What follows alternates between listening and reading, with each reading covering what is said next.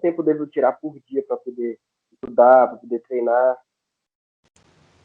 Olha, meia hora por dia, se você sentar e parar para estudar, é um tempo bom, tá? Meia hora por dia, mas o problema não é só estudar, você também tem que saber por onde você estuda, entendeu?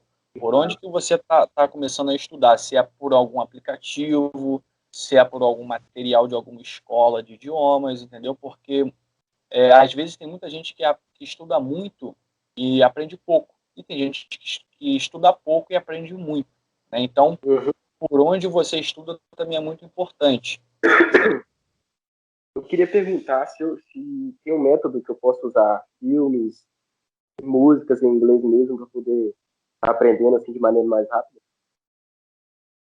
Perfeito. Então, eu particularmente eu sou contra a pessoa que não sabe nada de inglês, aquela que não sabe nada, que é zerada, começar a aprender inglês traduzindo músicas e assistindo séries. Eu sou contra esse método para quem está iniciando. Por quê? Porque quando você está iniciando o inglês, você precisa entender a estrutura da língua, que é bem diferente da do português. Então, você precisa de materiais que te mostrem como estruturar aquelas frases ali e tudo mais. E o que acontece? Eu vou te dar um exemplo aqui. Quando você pega uma letra de música para poder traduzir ou assistir uma série, né, e pega ali, você que está iniciando, conhecimento zero, né? Você vai lá, pega aquela série ou pega aquela música ali para poder estudar. Você vai aprender inglês?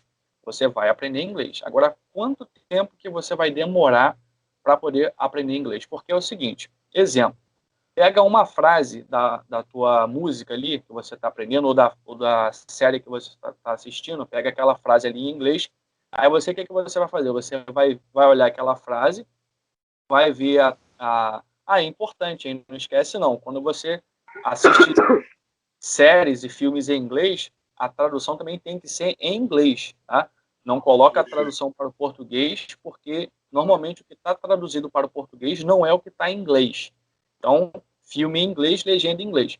Mas aí, exemplo, você está lá, você pegou um trecho da tua série, ou um trecho da tua música, está lá aquela parte lá em inglês, e você vai lá e fica lendo aquilo ali e tá tudo mais. Aí eu te pergunto, exemplo, naquela tua frase ali que você está aprendendo, tem o verbo to be. Exemplo, she likes to play the piano. She likes to play. Ela gosta de tocar piano. Né? Não. Essa daí nem tem verbo to be. Vamos botar aqui. She is at home.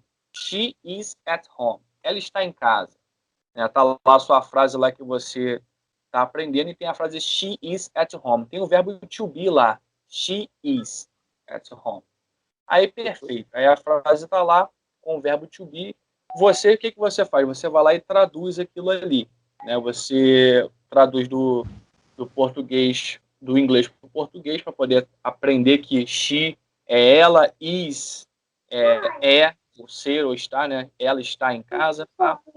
Você traduziu aquilo ali. Aí, beleza, você traduziu o verbo to be, mas você não sabe usar o verbo to be. Você está traduzindo as coisas sem entender exatamente como é que aquilo ali funciona. Então, quem é que aprende o inglês mais rápido? Aquele que está se dedicando a entender o verbo to be, que está lá praticando, entendendo, tentando entender o que é verbo to be, ou é aquele que traduz as coisas, mas sem entender exatamente aquela estrutura ali? Entendeu? Então, é por isso que aquele que estuda as estruturas da língua inglesa, que tem um material para poder entender aquilo ali, ele vai aprender muito mais rápido do que aquele que está traduzindo música ou assistindo séries, né?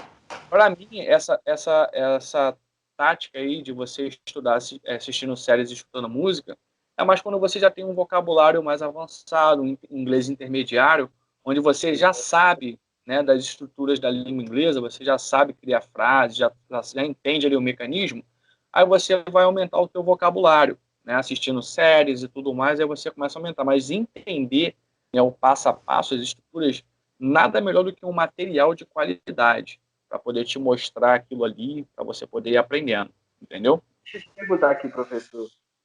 O que o senhor me falaria? Porque, tipo, na escola a gente aprende muito a gramática do inglês. E a gente não sai de lá falando inglês. A gente sai praticamente com o verbo to be e só. Exato, mas aí...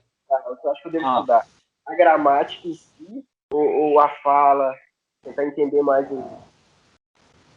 Então, tudo vai depender do seu nível de estudo atual. Se você tem um inglês zerado, você não vai estudar gramática, tá? A pessoa que está com inglês zero não estuda gramática, mas você vai pegar um material que te ensine a formular frases em inglês, entendeu? Você vai ter que aprender a formular frases, entender que existe uma ordem para você seguir quando você constrói as frases em inglês. E isso daí não necessariamente é estudar gramática, entendeu?